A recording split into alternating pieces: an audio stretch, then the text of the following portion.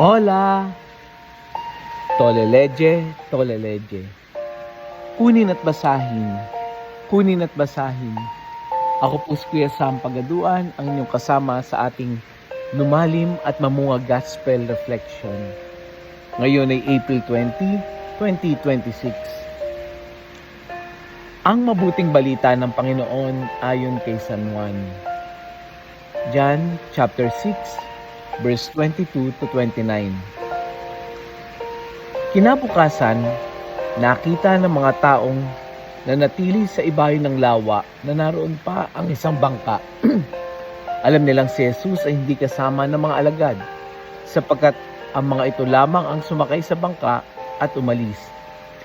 Dumating naman ang ilang bangkang galing sa Tiberias at sumadsad sa lugar na malapit sa kinainan nila ng tinapay matapos magpasalamat sa Panginoon. Nang makita ng mga tao na wala na roon si Jesus ni ang kanyang mga alagad, sila'y sumakay sa mga bangka at pumunta rin sa Capernaum upang hanapin si Jesus.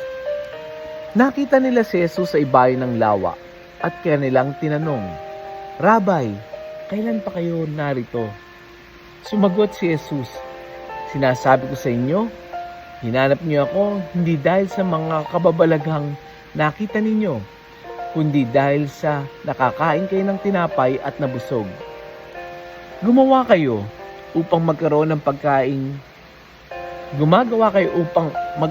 pagkaing nasisira, kundi upang magkaroon ng pagkaing hindi nasisira at nagbibigay ng buhay na walang hanggan. Ibibigay ito sa inyo ng Anak ng Tao, sapagkat siya ang binigyan ng kapangyarihan ng Diyos Ama."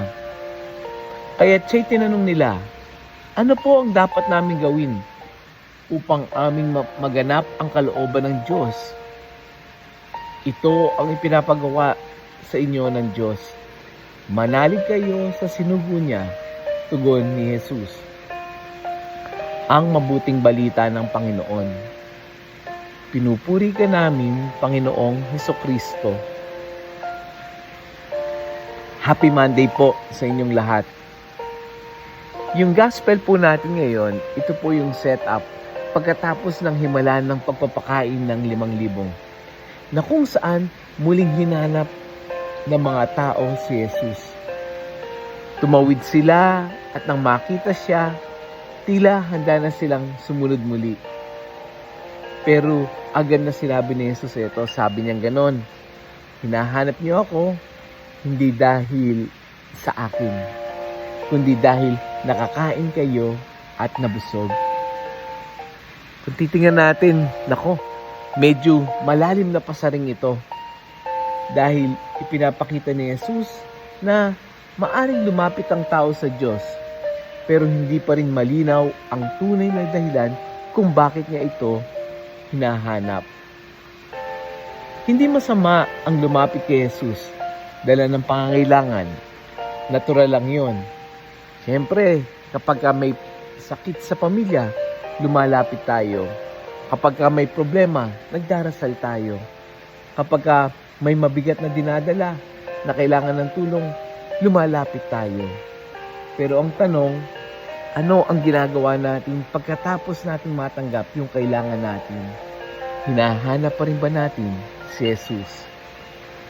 Dahil may mga pagkakataon na baka kaya lang natin hinahanap kasi meron tayong mapapakinabangan. Baka kasi meron lang tayong pangailangan kagaya, kailangan natin ng himala, kailangan natin ng biyaya, kailangan natin ng sagot.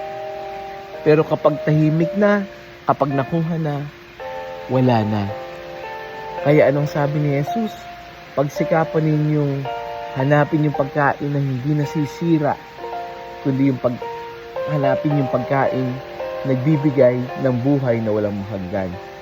Ibig sabihin, may mga bagay na mahalaga pero pansamantala lang. Ang pagkain sa tiyan ay mahalaga pero muli tayong magugutom. Ang tagumpay ay mahalaga pero hindi nito kayang punan ang laman ng ating puso. May gutom ang tao na hindi natutugunan ng material na bagay.